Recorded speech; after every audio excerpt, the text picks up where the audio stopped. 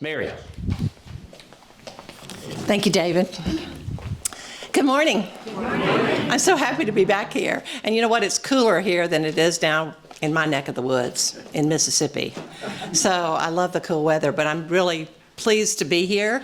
And I just wanted to tell you that, yes, I was here 11 years ago, and I'm going to say a little bit more about that later. But for right now, I'm going to tell you that, give you kind of an overview of what we're going to be doing this morning. First of all, if you're on social media, if you're on Facebook or Instagram, and you're willing to send me a friend request, Mary Foster Parmer, because I will be posting. I don't know who does your social media here, Jacqueline and John. So Jacqueline and John and Janet and Mallory are all staff that have helped me with things this morning. So I'll be posting a little bit later. But what I'm going to be doing is giving you this first 30 minutes or so, giving you an overview of this ministry, kind of telling you a little bit about it, about the history and what the core values and how the theology behind it. And then we're going to take a break. And then we're going to come back and we're going to really dig into the invite essential. And then we're going to we're going to do some creative time. We'll have lunch. And then after lunch, we'll do welcome and we'll do connect. And so you're going to be getting a whole lot of information from me today. And so just know that it goes fast. I won't be a talking head the whole time. But the first thing I want to ask you is this. Raise your hands if you are a cradle, lifelong Episcopalian. Now, y'all look around. You're in the minority, okay? So a lot of you came from other traditions or no tradition at all. I was born in Brookhaven, Mississippi. This is me and my grandmother's garden in Brookhaven, Mississippi, a long time ago. And we moved to Natchez, Mississippi when I was about a year old. And how many of you have been to Natchez? See, a lot of you, yes. And Natchez is this little bitty town, David, we were talking about last night, on the banks of the Mississippi River. And I grew up there in a Southern Baptist home, the middle child of 5 children. I tell people we had a drug problem in our home. We were drugged to church. Sunday morning, Sunday night, Wednesday night. But my family gave me a great gift, and they gave me the gift of hospitality. So it was our house that all the visiting pastors and missionaries would stay with us. So I went off to college, got married someone who became a hospital administrator. We lived all around the South. We wound up in Dallas and Birmingham and New Orleans, and we landed in Beaumont, Texas in the early 90s. We'd been married about 20 years, went through a divorce. So I became a single mom, and I opened a business recruiting physicians. My ex-husband was the president of Baptist Hospital, so he became my first client. And so I opened a business, and just jumped in and got real active in the community. And one morning I was sitting in my office in downtown Beaumont, and I got a phone call from a woman, Sally Dooley. And Sally, our daughters danced ballet together. We were in the Symphony League board together. And Sally said, Mary, I'd love for you to go to church with me. And I said, where do you go to church, Sally? She said, I go to St. Mark's. Well, everybody knew where St. Mark's was, a beautiful, downtown historic Episcopal church there in Beaumont. So I went to church with Sally, and it was my very first time to a liturgical church. So I was just overwhelmed. What I did not tell Sally was that I'd been going in the back door of that church since my divorce. I had been introduced to the 12-step rooms of Al-Anon. I had family members who had addiction problems. So I had begun going to their Al-Anon meeting. I had never even been in their nave of the church. And I had been working the 12 steps of Al-Anon. And so when you do your 12 steps, you do a 4th step of fearless and moral inventory. You do a 5th step where you're telling someone else all your resentments and all. And this woman that I did my 5th step with, she looked at me and she said, honey, you need a therapist. So I found a therapist. And at the time, I was spending a lot of time going back and forth from Beaumont up to the Rockies, Colorado Rockies. And I found this little one-man cabin up there. And I was going up there and hiking. And my therapist happened to be Episcopalian. And so she began giving me, we knew we had to do some deep work, but she began giving me books to read that I'd never heard of growing up in Mississippi Southern Baptist. C.S. Lewis, she had me read the Narnia Chronicles. Henri Nouwen's Reaching Out. Hind's Feet on High Places, the allegory by Hannah Hurnard. Joseph Campbell, The Power of Myth. So my worldview just began opening up, and healing began. During the next year, I had a real sense that God was calling me to ministry. And, what do you do with that? I journaled a lot, and I just, God is calling me to some ministry. And what is it? What do you do with that when you're in your early 40s, you're divorced, you're a woman, you're Southern Baptist, you haven't finished your college education? What you do with it is you just say yes. And that's what I did. And so the next year, I was at a Young Life meeting. I was on our Young Life committee. And our Young Life leader said, "Didn't you go to an Episcopal church a while back?" I said, "I did. I went to St. Mark's." He said, "Mary, I go to a little small Episcopal church in the suburbs of Beaumont." He said, "I think you'll like our rector." Of course, he had to tell me what that was. "I think you'll like our pastor. He speaks your language. He's from Alabama." So on this August morning in 1996, I walked up to the doors of St. Stephen's. And sure enough, Patrick Gahan was there, and David knows Patrick. And it was Patrick's first cure as a rector. And I had a lot of questions. I had a lot of questions. He makes fun of me in the book. He wrote one of the reflections in the book, and he says, "I did not like Mary Parmer when I first met her." Because he said she came in with that Southern Baptist zeal of, asking all kinds of questions. And I did. I had a lot of questions. But he answered them for me. He shared with me that the Episcopal Church is a big umbrella. And a lot of people are coming in it from different kind of theological backgrounds. But we all believe in the same thing in terms of the creed and what we believe in. We have different theological stances maybe on women, priests, or whatever. So it was so helpful. So I got confirmed. I went on staff there. During that first 5 years, the church began growing, and that's when the seeds of this ministry began. Closed my business. Patrick made me the director of adult ministries and evangelism. The church started growing. After 5 years, Patrick left, and there were 5 priests in 5 years during that time. But during the first 5 years, what I learned from Patrick, and I talk about this in the book, he empowered lay people for ministry, and he helped all of us understand what our gifts were. So after 10 years there, I had a sense that God was, I wanted to go back to school.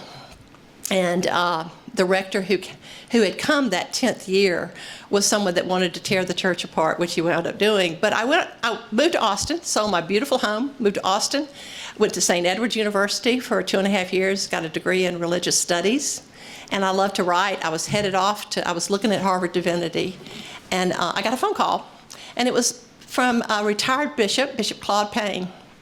And David Puckett, yep, Claude Payne. So Bishop Payne was the retired bishop of Texas, and he had founded a leadership group called Gathering of Leaders. And it was a leadership group founded out of the National Cathedral in Washington. Eugene Sutton was there at the time. And it was to empower and equip young Episcopal clergy for leadership. So they needed a director, part-time, low pay, no benefits. And I said yes to Bishop Payne, and I took on that job.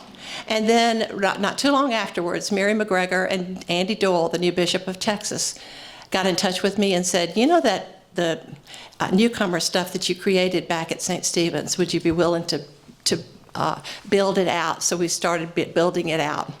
In I had 4 pilot churches that I used, and then started testing it and creating it and developing it in the Diocese of Texas.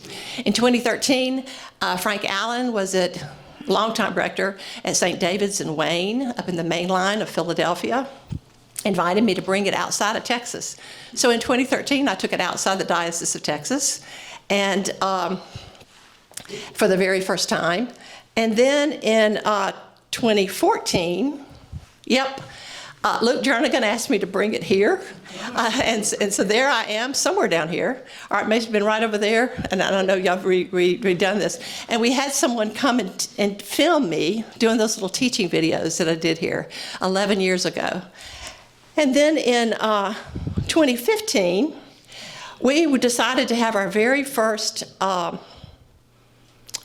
summit, which was Invite, Welcome, Connect Summit at Camp Allen, and in April 2015. And I asked Bishop Doyle, I said, we need a good preacher. He said, Michael Curry's a pretty good preacher. And so we called Bishop Curry's office in North Carolina. And Bishop Curry was our first preacher in 2015. When we had our general convention in Salt Lake City and he was elected presiding bishop that summer, he came looking for me and he says, I want you to do the keynote around Invite, Welcome, Connect for our 200th annual convention for North Carolina. And so I did that for North Carolina. And then in 2016, I asked Patrick Gahan to be our preacher. We had the summit again there at Camp Allen. In 2017, by 2017, I was in touch with Neil Alexander, and who was the former bishop of Atlanta and the dean of the School of Theology at Sewanee, and he invited me to bring the ministry there. But before I went, I was invited to the Convocation of Episcopal Churches in Europe, and so at the same time, Bishop Curry was in Rome for an event, and he shot this little video for us for promo. Hello to all my friends, brothers, and sisters of the Convocation in Europe. Your bishop, my Sorry, y'all. tells me that Jacqueline. Yep. We got to do the Bluetooth again. Sorry, y'all. Just hold on just a minute. We have to hook up on Bluetooth. Just hit the button. Just hit the button. For you, and then So we're still good? nope, hold on. Nope, come on. And then we just hit this. Done.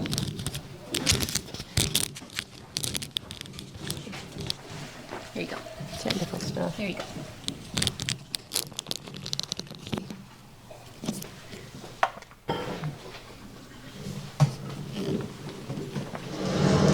hello to all my friends, brothers, and sisters of the Convocation of Episcopal Churches in Europe. Your bishop, my dear friend, tells me that you're about to embark on Invite, Welcome, Connect, a program and effort developed by Mary Parmer of Texas to help us as Episcopalians to really engage the deep work of evangelism, which really comes down to inviting someone, to welcoming them, and helping them to grow as a part of the community of faith. I participated in this program as the Bishop of North Carolina, and we in our diocese were very much involved, and I believe are still growing in that involvement. It's a wonderful program, but it's more than just simply a program. It helps to inculcate a way of life that actually reflects the way of welcome of Jesus of Nazareth. The Jesus who said, "Come unto me, all ye who are weary and heavy laden, and I will give you rest." So Invite, Welcome, Connect is something we as Episcopalians can do. It's a way of evangelism that meets with who we are, that doesn't have us trying to be somebody we aren't, but actually calls us to be exactly who we are in Jesus Christ, and to invite and welcome and connect others to that life-giving reality. God bless you, God keep you, and let's keep this Jesus movement going. So I get up to Sewanee, and this is a quote that Neil Alexander put out that we've used in the book as well. He says, "I don't think of Invite, Welcome, Connect as a program. I think of it as a call. It is a clarion call to the church to make sure others come to know who we know, Jesus, and what we have, abundant life." Then in 2018, the book came out, Forward Movement, who publishes our Forward day by day. Bishop Curry wrote the forward to the book, and this was at General Convention in Austin when they released the book. And I'm so grateful to the 29 people who wrote reflections for the book. And so I am grateful for that. At Sewanee, in 2018, we had a summit. We invited Bishop Rob Wright to preach from Atlanta. In 2019, Carly Hughes had just been elected the Bishop of Newark, and she preached for it. We were scheduled to we had invited Kevin Brown, the new Bishop of Delaware, to be our preacher in 2020. Because Kevin, Bishop Brown now, was a priest in North Carolina way back in 2015 when I introduced Invite, Welcome, Connect. And he said it radically changed his church. And the church really began growing by using it. So in January of 2020, I was invited to do a pretty big presentation at a conference. We had 800 Episcopalians in Atlanta. And so we did a workshop with Stephanie Spellers on Bishop Curry's staff and Patricia Lyons, who's a professor at VTS, on how becoming beloved community, the way of love, and Invite, Welcome, Connect intersected. And then we had our first coach training in Chicago in March of 2020, and we started training coaches. And then we all know what happened with COVID. So COVID happened, and we scrambled, and we had to make some decisions, and it was very hard decisions. And I have a great advisory board that's been with me a long time. And our decision was that we knew we could not bring in we were not able to do what we needed to do in order to stay at Sewanee. We had a great relationship with them. We were there 4 years. So we made the decision that we needed to pull out of Sewanee and move into work to move into a 501c3. 3 years ago in December, I decided to move back home, which has been a very interesting. You can imagine me moving back home to little tiny 14,000 town of all my Southern Baptist relatives are there. And so we moved back, but we formed 1 year ago, we formed a 501c3. And Frank Allen, who is the retired rector from St. David's in Wayne, is the chairman of my board. Bishop Brown is on the board. We have a number of people on the board that are working now. They hired an executive director from New Jersey who is doing all the technical work for the website.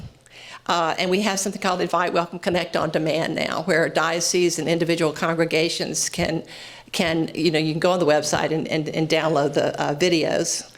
And then the book, this was sent out in August by Forward Movement. Scott Gunn, wrote this quote. He says, "We live in a world where people are yearning for a word of hope. Coming to a church can be scary for folks who've never been or who haven't been in a long time. We can ease the way for our guests by offering a gracious welcome. Now is a good time to get ready." Well, what happened with the book was they kept printing it, reprinting it, and printing it. So last fall, I talked with Forward Movement and I talked to Scott, and they wanted to do a 5th printing of the book. And they let me go in, it's not a new edition, but they let me go in and update the story, which was really a huge blessing. Because the book itself, and I've got one here if you want to look at it, the book itself, we wrote it very accessible, and to just the average Episcopalian sitting in the pews, and then there's really nothing that's not relevant in the book. So I'm just grateful to Forward Movement. This is the vision statement from the beginning: to change the culture of the Episcopal Church, to move from maintenance to mission. Now, my personal mission statement is hope, because I find that the Episcopal Church, I found it to be a place of hope for me, a place where I could come in and use my gifts. We have Presbyterians, Lutherans, a smattering of other denominations that are still actively downloading and using our material. The core values are these, and they've stayed the same. And if you have any business background at all, you understand how core values are just critical to whatever you're involved with. So the first one is prayerful, and we pray that God gives us the hearts to reflect God's gracious invitation and welcome. It's not our table to which we're welcoming people, it's God's table. The second one is an intentional, and we must intentionally nurture a commitment to this ministry and to evangelism. I have this quote from Sam Portero, who's a retired priest from Chicago. He says, "God is in the details. Inattention to the little things leads to the gradual loss of the larger ones." So when I'm talking about the intentional core value, there's a lot of details in this work as we get into the booklets and all today, and we'll go into some of those details. Relational is a critical core value. It runs all through this ministry. You know, we need to be in relationship with each other, with those around us. We need to think outside the box in terms of being and how we build those relationships. And then accountable is the last one. So as I began taking this ministry out, 15 years ago, I started taking this ministry outside of the Deep South, and I ran into a number of challenges, and I really talk about these in the book and the obstacles and opportunities. The first one I said was complacency. And you know, it still is that way. It's not quite that way as it was back in the day when I first started working on this. But at the time, I said, well, you know, I called it our prevailing sin in the Episcopal Church. I said, we think of ourselves as a friendly community, when in reality, we're only a community of friends. I want you to think about that. We think of ourselves as a friendly community, when in reality, we're only a community of friends. And if you don't believe it, watch where people go during this time together or fellowship. They go straight to their friends in the room rather than walking over to the stranger and introducing themselves. Inaction is the next one. You know, it's not what we teach, preach, and say, it's what we do. You know, do we welcome the newcomers who come into our doors? Fears and assumptions, there were tons of them. And, you know, at one big church, David Boyd was the rector at St. David's, and he says, we went to lunch. He says, Mary, you know, churches our size don't want a program peddled to them. And I almost threw my lunch up. And I said, you know, I called Bishop Payne, and he said, Bishop Payne says, tell David this is not a program. So it's been kind of, you know, it's been one of those things we have to teach people it's not a program.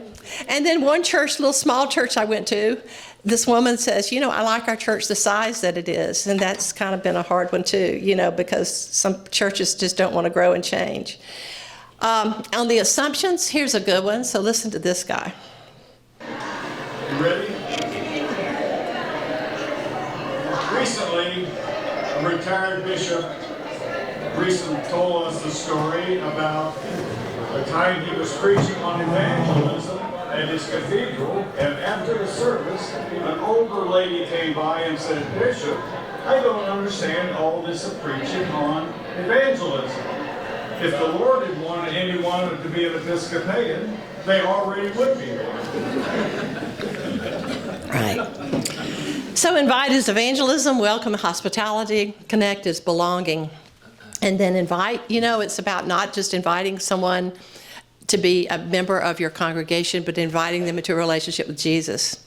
And this essential, you know, there's lots of research out there, but Pew Research still says that 3 out of 4 people say that they would come to church if someone invited them. And it's just still there. So what we have to do with this ministry and in our churches is really kind of create a culture of evangelism. And you know, that E word, that was a hard word for Episcopalians to say for a long time. But I'm going to show you a video. And so just watch and listen to this video carefully. I'll be inside in a minute. I want to say hey to Joe. Hey, Joe. Hey, Mike. Well, everybody's looking good, neighbor. Yeah. You guys, you back from church? Yeah, I just met at the church house.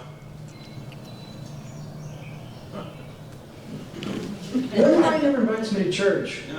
I mean, I go if he asks me to go. This is the way it is. I'm out in my front yard when he comes home from church. It's always so awkward.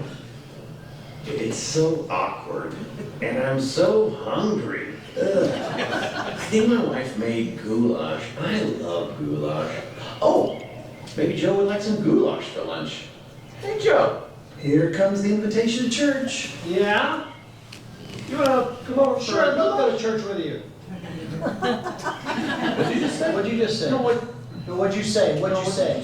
You said something about God. God. Goo. Goo. Goulash. Goulash. Goulash. You're having goulash at your church? No, in my house. You're inviting me over for goulash? Yeah. That's your goulash? Yeah, who doesn't like goulash? I want some goulash. Yeah, sign me up. Goulash. I'll check and make sure we have enough.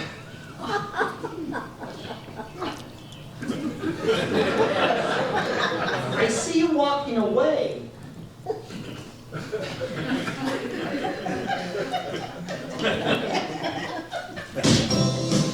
Invite someone. Don't do it like that. So right before COVID,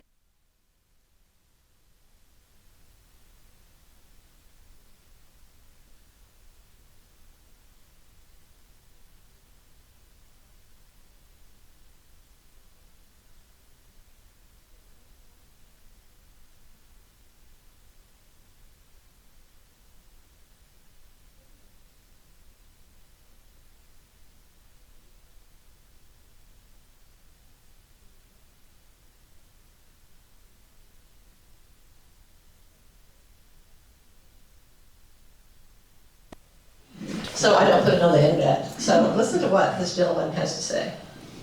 All right, hello, my name is Jeff Scotland. I'm a parishioner at Pulpit Church in Lorton, Virginia.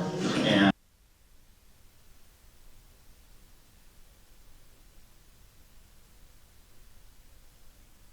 experience, let me share my embarrassing story. I had a neighbor last year ask me a bunch of questions about my church's lessons and carol ceremony. Very interested in the topic, and he knew that my daughter was going to sing as a soloist. Do you think that I invited this neighbor to church? No. Wow. Thank you, Jeff. No. Okay, life begins at the end of your comfort zone. Are we good, John? All right. The deep truth of invite is courage. It's courage. It takes courage to invite someone to church. It takes courage to share your faith story with others. My favorite scripture of all time, and this is something I drew a long time ago, is in 2 Timothy 1:7. It says, God has not given us a spirit of fear, but of power and of love and of a sound mind. Then welcome is the ministry of hospitality. The rabbis wrote, Joan Chittister writes this in her Rule of Benedict. She says, the rabbis wrote, hospitality is one form of worship. Come in and disturb our perfect lives. You are the Christ for us today. And so the welcome ministry is and the ministry of hospitality is just really important. Years ago, I found, when I was really developing this work, I found a quote from Daniel Simon. And at the time, Daniel was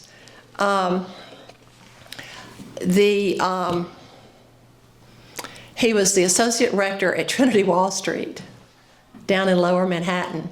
And he wrote this quote, and I pulled a picture from your church to use it. This is what he said, because he was trying to help his greeters and ushers there at Trinity Wall Street. And he says, greeters and ushers are God's stand-ins and ambassadors. Because you are standing at the threshold and you are the first person people speak to when they enter. You hold a huge amount of spiritual power. Because you are the first person they meet, people will project onto you all the assumptions and expectations that they've gotten about God before they ever walk in the door, positive or negative. How you respond to them will either challenge or reinforce those assumptions. So your actions of welcoming them may make all the difference, not only in their experience of your church, but even of divinity. So we don't know when people walk in the doors of this church or other churches what's going on in their lives. For that matter, most often we don't even know what's going on in the lives of people sitting in the pew beside us because we haven't taken the time to really be in relationship with them.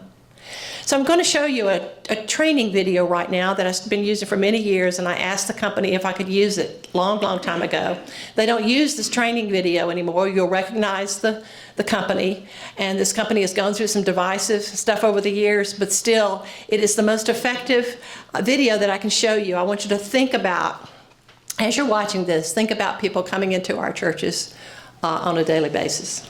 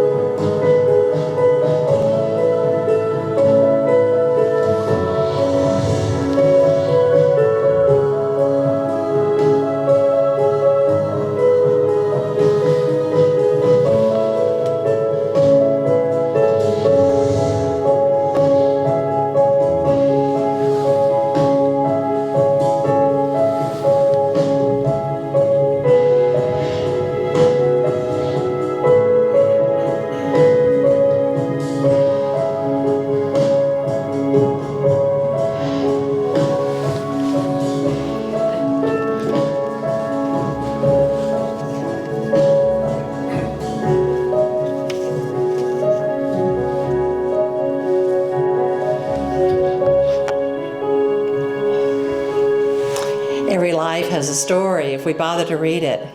So 15 years ago, on September 10th, September 11th, 15 years ago, my grandson Ike was born up in southern New Jersey. My daughter-in-law grew up in southern New Jersey, chemical engineer major. She went to Drexel, went with DuPont right out of college, and my son met her. He was working with DuPont at the time, so they were living up there. Lee was working in the corporate office. So when Ike was born, they named him after my father, and they knew something was wrong with him immediately. He couldn't suck or swallow. So they got him over to the DuPont Hospital for Children in Wilmington, Delaware, and they determined, after he was in the NICU for a while, they determined that he had a rare neurological disorder called Mobius syndrome. It affects the 5th and 6th cranial nerves, so he has no facial affect. His little left hand and arm were smaller, Poland syndrome, and then he had club feet. So they put a feeding tube in Ike and sent him home, and I was up there staying with Abby, and my son called me and he says, "Mom, find us a church." Lee was a lapsed Catholic. My son hadn't been to church in years. So I got on the internet 15 years ago and I found this one little historical Presbyterian church in Piles Grove, this little tiny township. So that October morning, we go to church and I took this picture outside the door of Lee holding the baby and Jason holding the baby bag with all the bells and whistles that a child with a feeding tube needs. We go in the worship service, we leave. Not one single person even asked us our name. No one made any attempt to find out really who we were or information about us. I was heartsick. I went back to Texas. A couple of weeks later, little Ike was in the doctor's office and he fell asleep and he stopped breathing. They put him back in the NICU and determined he had something called central apnea, tracheal and bronchial malaise, where his little airways would collapse like a wet noodle. So they put him on a ventilator. Sent us home with round-the-clock medical care for the next 2 years. Little Ike, through the years, began getting better. I preached at All Saints Chapel when I was at Sewanee, and Ike came to hear me. Then Lee found a doctor out in California who was doing some experimental surgery, taking nerves out of children's legs and so that he would have a smile. And she took him back and forth twice. They had moved to Alabama at the time. This is Ike on the right. He's now 15 years old. He's really he's beloved at the schools that he goes to. People, treat him because they've known him for a long time, but he still struggles with, his speech. But he's doing really well cognitively. My family, and I tell you this, my family lets me tell this story. I've been telling it for years. My family needed community. My family needed community. They needed a faith community. And when people walk in the doors of our churches, the Holy Spirit has brought them here. And our job is not to jump on them like we're going to sell them a used car, right? But it's certainly not to let people leave without us acknowledging them and seeing them and welcoming them. The deep truth of welcome is seeing the other. And then there's a Connect Essential, and it's about giving meaning to membership. It's about discovering the gifts of the people.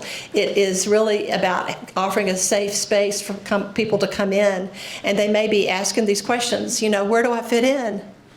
Can I make friends in this church? Is there room here for me relationally? Does this church even need me? Can I find a place to belong and serve? Am I safe here? And I want to tell you that this ministry, it morphed over the years, and it morphed into a place of, it left newcomer ministry, and it's for everyone. And I say it's the people. We have people sitting in our pews today who have their membership here because they want to be buried here, or they want their child to be married here, but they've never really gotten involved in ministry. And I call them pew potatoes. And then some smart alecks said, yeah, their children are called tater tots. I went, yeah. But the truth is, and here's the truth, y'all, it may be our fault. It may be our fault because maybe we have not taken the time to really be in relationship and get to know people. The deep truth of Connect is a sacred act of listening. The sacred act of listening. Skip back 1 second.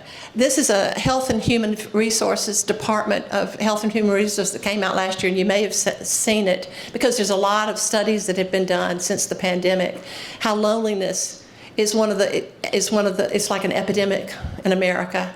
And there are physical consequences to loneliness. And so this essential is just really critical that we connect with people, the people that are already members of our church, and the people that that are coming into our churches.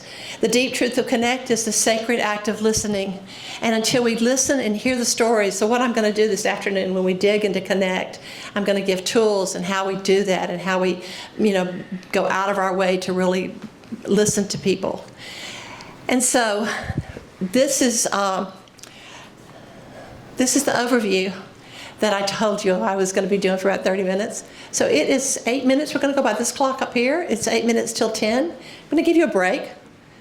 Eat up the bagels and the fruit. Get some more coffee and some water. I'm going to give you a break for about 10 minutes, 10 or 15 minutes. Then we're going to come back and we're going to make sure that you have at your table the booklets, the workshop booklets, and we're going to dig into Invite, and we're going to give you some instructions about Invite, and we're going to talk about how do we invite people to church, how do we share our faith story. All right? 10 or 15 minutes, go.